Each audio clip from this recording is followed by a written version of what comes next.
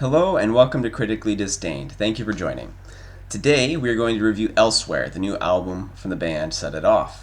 The first time I heard this band was around 2012 or 2013 when they opened up for a different headlining band.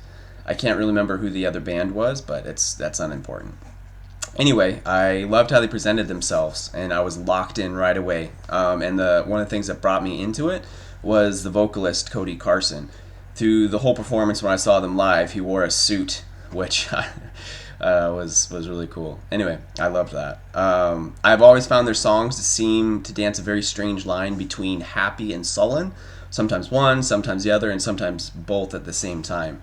I found it to be very unique the way they fuse the two. Honestly, they're in a league of their own. Their singer has a very unique sound. If I were to describe it, I would say it's like Gerard Way of My Chemical Romance and Jack Skellington had a baby. His voice is very alluring. It has very nice vocal quality to it. Their new album, Elsewhere, holds true to the qualities I've just mentioned above, and they keep true to form overall.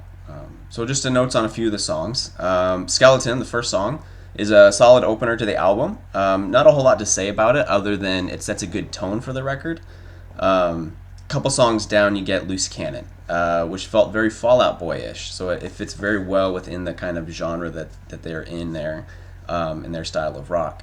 If you gave this song to Fall Out Boy to do as a cover, I feel that Patrick Stump would present it in the same manner that Cody did on this album.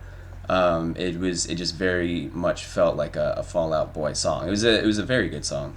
The song after Loose Cannon, Why Do I? This was actually my least favorite track on the whole album. It felt very out of place. It wasn't a bad song, but it did feel like it didn't fit with the rest of the album. It actually felt like an attempted Michael Jackson homage, which if that was their intent, they nailed it.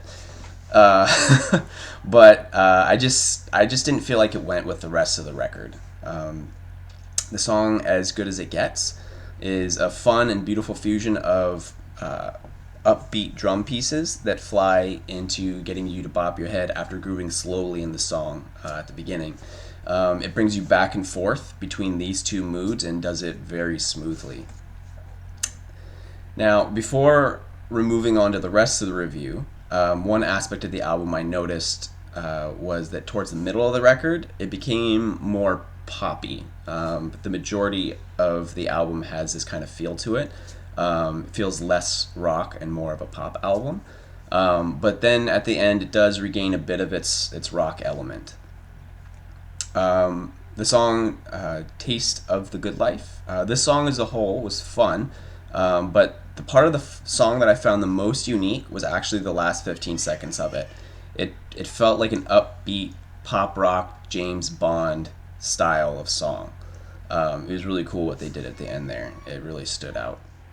The final song on the album, Better Than This, this was the most relaxed song on the album. I don't feel I would file it as a rock song, but it was done very well.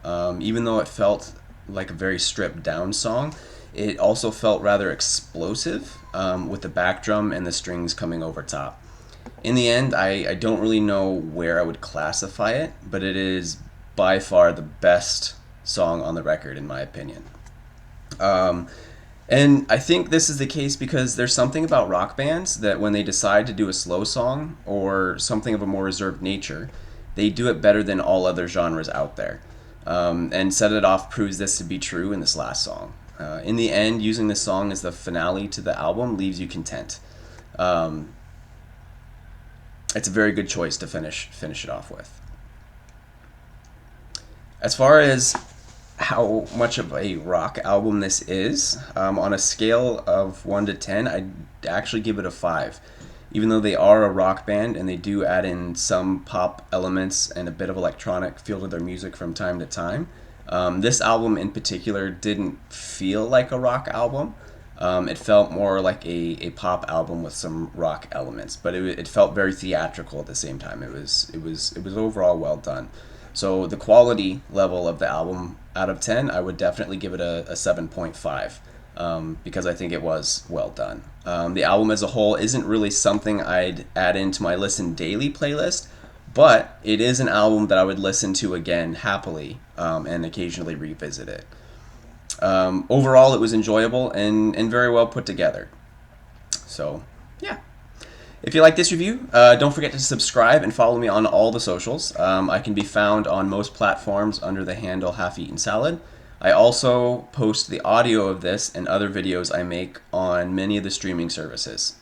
Just search Critically Disdained, and you should be able to find those there if you just have the time to listen to the audio and aren't able to actually watch the video. If you want to keep up to date on upcoming album releases, you can join me on Discord. I post there as soon as I hear about new albums being announced, as well as throwing quick clips on TikTok.